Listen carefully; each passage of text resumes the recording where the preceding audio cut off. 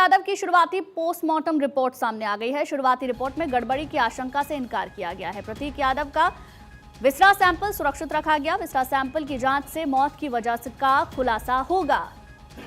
तो ये बड़ी जानकारी आपको दे, प्रतीक यादव की शुरुआती जो रिपोर्ट सामने आई है पोस्टमार्टम की, उसमें गड़बड़ी की आशंका से इनकार किया गया है। कई तरीके के सवाल इस पूरे मामले को लेकर खड़े हो रहे हैं, क्योंकि 38 साल की महज उम्र, किस वजह से उनका निधन हुआ ये तस्वीर अभी तक साफ नहीं हो पाई।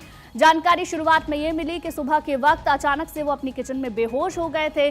फिर खबर ये सामने आई कि उनके शरीर पर कई तरीके के निशान थे। करीब 20 लोग उन्हें अस्पताल लेकर पहुंचे। अस्पताल की ओर से ये कहा गया कि जब वो अस्पताल पहुंचे थे तब तक उनकी जान जा चुकी थी। अब नीलेश हमारे संवाददाता ज्यादा जानकारी के साथ हमारे साथ जुड़ गए। नीलेश, क्या आया है शुरुआती रिपोर्ट में अभी सामने? देखिए 9 से 11 के बीच में जो है डॉक्टरों के पैनल ने पोस्टमार्टम किया है। बाकायदा पोस्टमार्टम की जो है वीडियोग्राफी भी कराई गई। इस समय मेरी मौजूदगी पोस्टमार्टम हाउस के बाहर मौजूद है। तस्वीरें आपको दिखाएंगे कि सुरक्षा व्यवस्था के बीच में जो है यहाँ पर पोस्टमार्टम कराया गया है और कुछ ही देर बाद अपर्णा यादव के पहुँचने की भी यहाँ पर संभावना है। और अभी तक की जो जाँच रिपोर्ट सामने आई है उसमें किसी भी गड़बड़ी की कोई संभावना दिखाई नहीं दी है, जिसके चलते बिसरा को सुरक्षित रखा गया है। सुबह सुबह जो है अखिलेश यादव को जब इस बात की जानकारी हुई तो उन्होंने सोशल मीडिया के माध्यम से जानकारी शेयर करते हुए विनम्र श्रद्धांजलि दी। उसके बाद खुद वो पोस्टमार्टम हाउस पहुंचे। उन्होंने पोस्टमार्टम करने वाले डॉक्टरों के पैनल से मुलाकात की, जिम्मेदार अधिकारियों से बातचीत की, जिसके बाद पोस्टमार्टम कराया गया। और करीब आधे घंटे 45 मिनट तक अखिलेश यादव पोस्टमार्टम हाउस रहे। जब उसके बाद वो वहाँ से निकले तो मीडिया से बातचीत करते हुए उन्होंने कहा कि प्रतीक यादव एक होनहार नौजवान था और वो अपने पैरों पर खड़ा होना चाहता था। अपने दम पर उसने अपना कारोबार शुरू किया और युवाओं के बीच में एक बड़ी पहचान बनाई थी। फिटनेस प्रेमी था और 2 महीने पहले उनकी जब मुलाकात हुई तो प्रतीक यादव से उन्होंने कहा था कि अपने स्वास्थ्य का ध्यान रखो और अपने कारोबार को आगे बढ़ाओ। और साथ ही साथ उन्होंने ये भी कहा कि जब कारोबार करने वाला कोई व्यक्ति होता है, जब उसका कारोबार में आर्थिक नुकसान होता है तो कहीं ना कहीं वो टूट जाता है।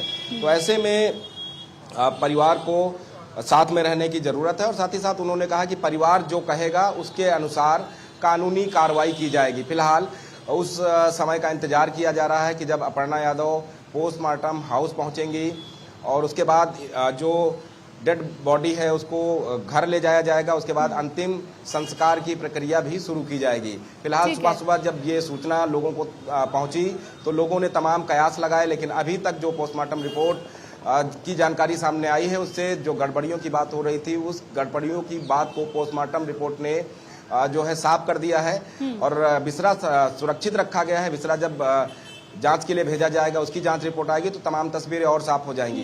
फिलहाल यहाँ पर कई भेजी जा सकती है, इसके बारे में कोई जानकारी मिली है क्या? अभी शुरुआती तौर पर तो ये कहा गया है कि गड़बड़ी की कोई आशंका नहीं है, लेकिन विसरा सैंपल रखा गया है, उसकी जांच कब तक होगी? देखिए, पहले अंतिम संस्कार की प्रक्रिया को पूरा कराया जाएगा, उसके बाद बिसरा की जांच आएगी तो तमाम तस्वीरें और साफ हो जाएंगी। लेकिन अभी तक की जो तस्वीरें हैं वो ये बयां कर रही हैं कि कोई भी गड़बड़ी नहीं हुई।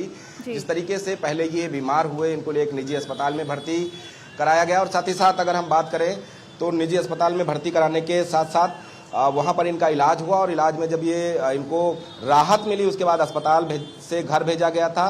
कल देर रात भी इनकी तबीयत खराब हुई, जिसके बाद सिविल अस्पताल ले जाया गया, जहां पर डॉक्टरों ने ब्रॉड डेड घोषित कर दिया। जिसके बाद अब पोस्टमार्टम के जिम्मे के पोस्टमार्टम हाउस में हो चुका है और जब अपर्णा यादव यहां पर पहुंचेंगी तो उसके बाद जो है डेड बॉडी को घर के लिए रवाना कर दिया जाएगा। बिल्कुल नीलेश, देखिए शुरुआती जो जानकारी मिली थी उसके हिसाब से ये कहा जा रहा था कि अचानक से वो बेहोश मिले और उसके बाद शरीर पर भी कई तरीके के निशान थे, फेफड़ों की बीमारी से ग्रसित थे। अब कई सारे एंगल इसमें जुड़ जाते हैं। क्या कोई और बाहरी तत्व है इस मामले में? ये भी एक एंगल सामने आता है। दूसरा, उनकी बीमारी से जुड़ी हुई बात ही सामने आ रही है। हालांकि रिपोर्ट इस तमाम तरीके के जो कयास लगाए जा रहे हैं उनसे इनकार कर रही है। देखिए, बिल्कुल अगर हम फेफड़ों की बीमारी की बात करते हैं, जो बीमारी अभी तक जानकारी में आई है उससे ये साफ होता है कि जो बीमारी इनको थी उससे कहीं ना कहीं फेफड़ों में जो नसें होती हैं उसमें खून के थक्के जम जाते हैं, जिससे सांस लेने में तकलीफ होती है, हृदय गति रुक सकती है।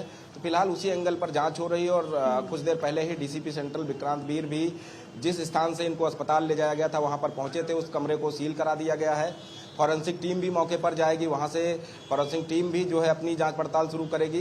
तो लगातार कई एंगल से जांच की जा रही है, लेकिन शुरुआती जांच में ये जरूर साफ हुआ है कि बीमारी वजह हो सकती है मौत की। फिलहाल अब देखना होगा कि बिसरा की जब रिपोर्ट सामने आती है तो क्या कुछ अहम जानकारियां सामने आएंगी, किस तरीके की तस्वीरें साफ होंगी। लेकिन शुरुआती जांच में यही सामने आया है कि ये लंबे समय से बीमार थे और अखिलेश यादव ने भी अपने बयान में कहा था कि 2 महीने पहले जब उन्होंने प्रतीक यादव से मुलाकात की थी तो उस दौरान भी उन्होंने कहा था कि अपने स्वास्थ्य का ख्याल रखें और आप फिटनेस प्रेमी हैं। तो कहीं ना कहीं उन तमाम चीज़ों को देखते हुए अंदाज़ा लगाया जा सकता है, क्योंकि जिस तरीके से बीते दिनों अस्पताल में भर्ती कराया गया, वहाँ इलाज शुरू हुआ और इलाज में जब राहत मिली तो तत्काल ही अपने घर वापस चले गए।